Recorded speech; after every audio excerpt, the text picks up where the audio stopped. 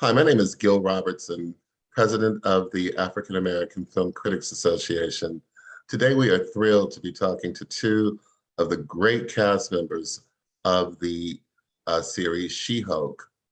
I'm going to introduce you to our AAFCA members who are taking part on the call today, starting with our facilitator, Katia Woods in Philadelphia, KB in Houston, Rebecca Ford in Chicago, Jill Monroe in Los Angeles, Dana Abercrombie in New York, Nancy Green in Baltimore, and Niger, I know you're in North Carolina, aren't you?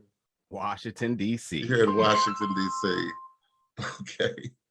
I'm going to let you guys do what you do so well, and I will see you on the other side.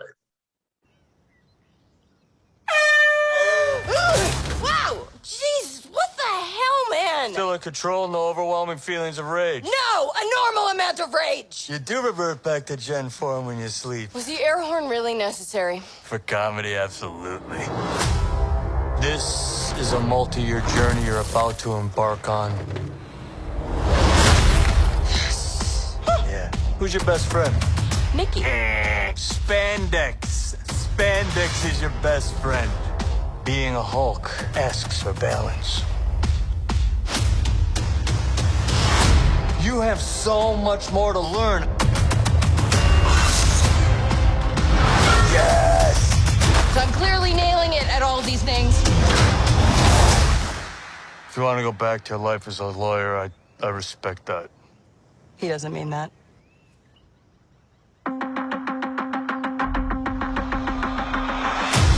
More and more eccentric superhumans are coming out of the woodwork. We're going to launch a division for them. And I want the She-Hulk to be the face of it. Jennifer Waters. Namaste. I have a serious conflict of interest. This man tried to kill my cousin, Bruce. Yeah, that's quite all right. Oh. People only care because I'm representing Emil Blonsky. I think they care because they're like, hey, that girl's great. Jen, do your thing. God, I really like this outfit.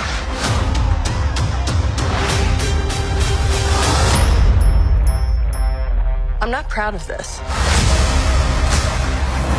Miss Walters, we answer to a higher power. Our universe is on the edge of a precipice. I am a lawyer. We do things by the book. The Book of Ashanti. No, the Book of American laws. Whether you like it or not, you're now a superhero. Let's do this. You know that friend you had in high school who was way cooler than you were, attractive, got all the attention from everyone? Hello. I think I'm jealous. Is that what I'm feeling?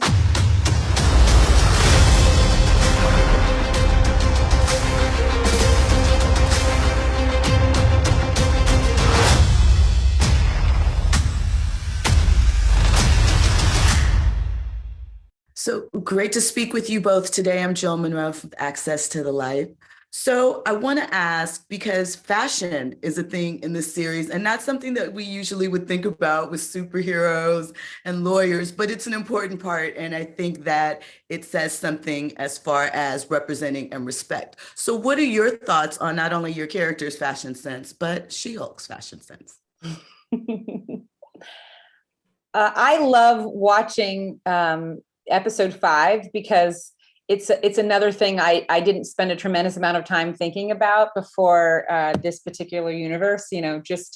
How can you dream about being an amazing lawyer as a She-Hulk and not having the outfits that kind of can grow with you and shrink with you. So I just thought it was a wonderful turn in a really wonderfully quirky way, and something we have the advantage of exploring. Personally, for my character Mallory Book, it feels, her business dresses feel a bit like it feels like her own kind of superhero wear, and it was quite daunting to I think to live up to the the log line for Mallory book, the face that's never lost a case, and to be intimidating to both of those young women all the time. It had to do a lot with her style, which is very different from my own personal style.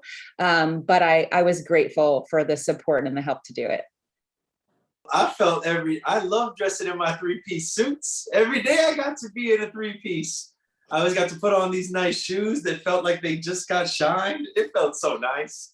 So, and then of course we get to go into this whole drip broker, Pug is a shoe collector. I like to collect, I got action figures around. I got the comics sitting up there, so, I got these that I happen to place perfectly in frame. Okay. Those things, that's how they're aligned, me and Pug.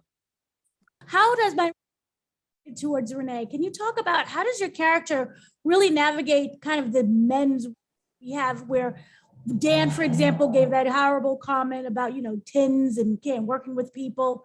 So how does a female like yourself, Mallory, really navigate through this whole process? Can you repeat the comment that you're quoting again? You just cut out for a second, so I want to make sure I get it right. Brukowski, and the comment that about women being a 10 or a 1, and you can't work with them. How does the character navigate to that kind of world? Because she's the top at the best of what she does.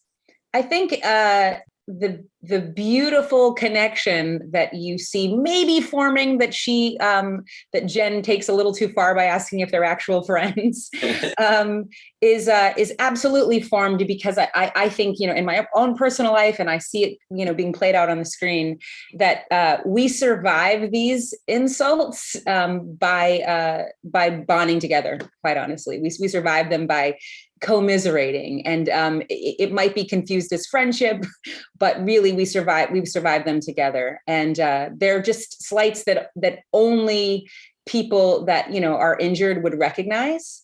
And I think it is what first I should say first really bonds Jen and Mallory. And with such a complicated history, I think it's important that you see that regardless of whatever tension they have between the two of them, when you're coming at women in general, we both understand that we need to be here for each other. Hi, Katia Wood, Couple Social and the Philadelphia Tribune. One thing about the show is about female empowerment, and the MCU has a lot of roles for women to show and flex, and it's not just about muscular strength, but also intellectual strength. Can you talk a little bit about what that's like for you to be a part of a show that is saying she is the lead and the heroine of the story? Renee. I love it. I absolutely love it. I've started. It's hard to choose a lot of times. As an actor, you don't necessarily know what you're getting yourself into. And specifically in the Marvel universe, they're extremely secretive. Even when they invite you to play, you're not exactly sure what you're going to be doing. What I did know is that the writer was a woman of color, and I did know that the producer and the directors were women. I knew that the storytelling and the vision was coming from women, and I knew some of the women that were in the cast, and to me that was why I showed up. I mean, I'm a huge fan of the Marvel universe, so I can't imagine what you'd ask me to do that I wouldn't have said yes. But the greatest calling card was that they were doing something really important, and they were doing it in a way that was, I think, very brave, and I wanted to be a part of that. Absolutely. I second everything Renee said. And also, for me, I'm honored that they allowed me to be a part of this, that they asked me to be a part of this show. I'm a dad. I've got 2 little boys. I've got a 3rd boy on the way. He gets here in December. So I look at, as I think a lot of parents do, I look at everything through the eyes of my boys. And I'll tell you, I'm really honored, and I think it's cool as hell when now he says that dad has friends with She-Hulk, because it starts, he's 5. So it starts with him, so my dad has friends with She-Hulk. The Hulk? Yeah, and She-Hulk, it's just, it starts now. And I'm just really honored that I get to be a part of that. And it's very cool. It's really cool. Hi, Nigeria Chambers of Big Gold Belt Media. So my question's for the two of you.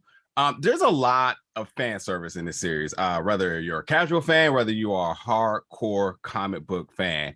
But the one thing that really, truly surprised me was the importance within the themes that's kind of intertwined between the drama and the action.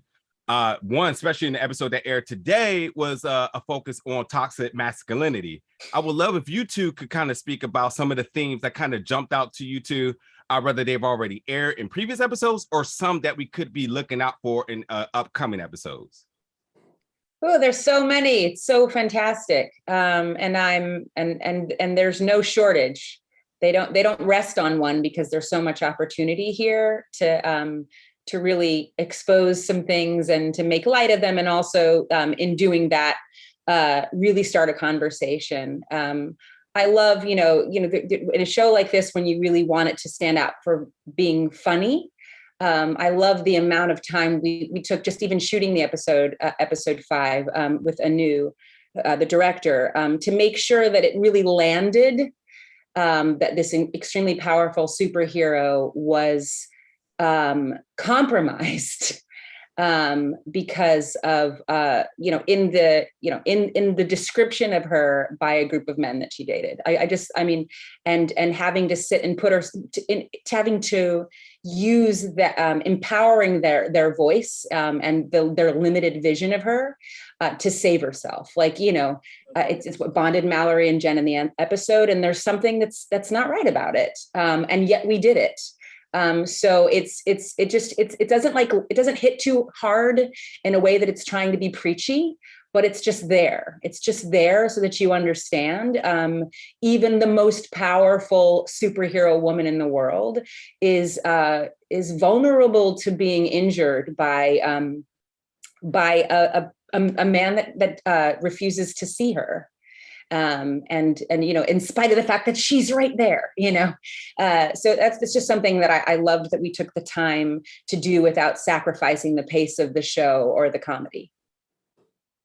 I love that last scene in this episode when you guys sit at the bar, just like even a woman with superpowers has to be put down by these schmucks, Yeah. Like what is wrong? Look at what we've been dealing with. What you've seen already is a dip in the pool. We go even further, and it is funny. It is smart. It is like, I'm amazed at how basically like everything that Jess wrote was happening in real life, and she was making fun of it a week before it happened. Yeah, that's what's happening with our show. Yeah. So I've been giggling the whole way through, and just wait. We have a really good ride ahead of us that really hits it with a right hook, really hits it. Hi, I'm Nancy Green with Film Critique. And of course, so She-Hulk is very special effects intensive, like all of Marvel's works. So I wanted to know for you guys, what's it like to work with that? And what are some of the things you have to do to prepare on your side of things? It's awesome. Honestly, what's fun about it? It is a steady reminder of what you're doing. Like you're playing in this pretend world, and you feel like a kid because your acting partner has a bunch of dots on their face, and they have like a helmet with the face on top of their head. So like as much as I revere Tatiana. Tatiana's like walking into work with like dots on her face, so you're just like, hey, let's go have some fun and shoot this thing. It's really fun. I love, one of the things I love so much about, shooting shows like this, people always ask, what's better, theater or film or theater or TV, and they're all amazing. What you feel the strongest, I think, on these kinds of sets is the power of different teams of people with different gifts. You know what I mean? It's not just like the actors on the stage or the directors or the writers. Like it's like a war, and there's this whole other team of the people that are actually making all the special effects team, and they're brilliant, and it creates a wonderful diversity of ability and talent and vision on a set, which is like it's an explosion, and what you can get from it is even bigger. So as an actor, I feel like it elevates our game to have to figure out, how do I do what I do within the parameters that work for this other team? Like it's like a Rubik's cube, and the payoff comes when you're watching the show and you get to see how they made this thing that I did work in this much larger world. It's really beautiful. Hi guys. In the past 2 years, we have like a lot of shows, a lot of movies from Marvel. Do you feel there's an oversaturation of Marvel products around, or you think this is enough and Marvel can keep up with the demand of the audience? No way, bro. I feel like the perfect amount of Marvel shows was right at She-Hulk. It's crazy how the exact amount, I feel like if we were almost there, She-Hulk fit right in. So it feels like it's the perfect last one. No, man. What's cool about this one is that I feel like we do fit in this. We kind of fit in all these little pizza pies of the world, because we can bring in anybody. Everybody needs legal help at some point. We can bring them in from any universe, from any timeline, bring them all over. And, we're ready for you. So that's why I think She-Hulk fits in very nicely into this thing, I think if they weren't ambitious, if they were afraid of having to answer that question, do you know what I mean? If they were resting on their laurels, if they were trying to create another, WandaVision, if they were trying to imitate themselves, if they were trying to do what worked for them before only, then I would feel that way. And it's obviously it's a hard question for you to believe that I would answer objectively, because clearly I want to be in it, and you need to make more shows so more actors can be in it. But even just as a fan, I mean, I'm waiting. I'm waiting for the next one. And it was daunting to start this one because I'm such a fan of the ones before. And there's always the fear of, oh no, is this going to be the one that's not good? Because they're all so good. And I think because they're just like swinging, for the fence in very different directions, it creates a diversity in the landscape that makes me feel like, yeah, keep going. Hi, KB here with Through the Lens of Lady KB. My question is for you, Josh. So Pug holds his cards kind of close to his chest, but we do know that he is a brilliant ally. And just with the addition of Nikki and Jen into the workplace, I feel like it's opened him up so much more. And now we're seeing him shine a bit. So what can you share about how Pug will continue to surprise us as the season continues? And also, don't think I did not peep that potential romance with Nikki in this past episode. There's love between those two. But I love Ginger, so that's just might be what you're seeing, like I just, even in between shots, I'm like, yo, Ginger, what you doing? You want to go eat a chicken Caesar wrap? So, for Pug, I think that I think you're going to see his love for his work. I think you're going to see that expound. And I think you're going to see his love for his friends, for Jen, for Nikki, Pug, that's his family. And I think you'll see, his love for them, and you'll see them get closer, and you'll see that he's ride or die for those two. He's ride or die for her, for them. It's like, that's it. That's who Pug is. And he's going to do anything for them. And you're going to see that only grow. All right. So I was saying that I write for law outlets, and I wanted to hear how you prepared to play roles as lawyers, one. And then the second thing is how the show thinks about the ratio of serious legal stuff, superhero stuff, comedy, other things. What kind of balance do you try to keep the legal stuff in? Do you want to answer, Josh? Do you want to go? Yeah, absolutely. You're the pro. Oh, me? Okay. Yeah, you're the pro. You're acting. At this point, you're a real lawyer. At this point, I'd actually have you represent me in law, like in the courtroom. It's a wonderful thing for me. I used to think I wanted to be a lawyer, and then I married a lawyer, and I realized what I really wanted to do was play a lawyer on television. And the Lord understood the real request, and he hooked me up. Because what I love about it is passionately advocating for somebody, especially if you can wear a great suit, you know. And I realized what they do is so much more complicated and so much more in the weeds than that. And so the research I do when preparing to play an attorney is really for the kinds of opportunities that I got in this particular show. And that comes with the opportunity to improv. If there's ever a moment where they let you go off, and I don't think it happens much in this particular episode, but if there's ever room for you to continue to vamp, I want the words in my mouth so that I know what I'm talking about. And so much of, I think these are people that are very, they're like, their brains don't forget what they saw or what they heard, and it's in their mouth. And I think you have to be very comfortable with the wording and the jargon and the ability to advocate. Your brain has to be moving as fast as your mouth. And so that's where I need a bit of help. I have the emotional reaction, but sometimes I don't have the words if they need to be off the page. And other than that, I have played a lot of lawyers in my life.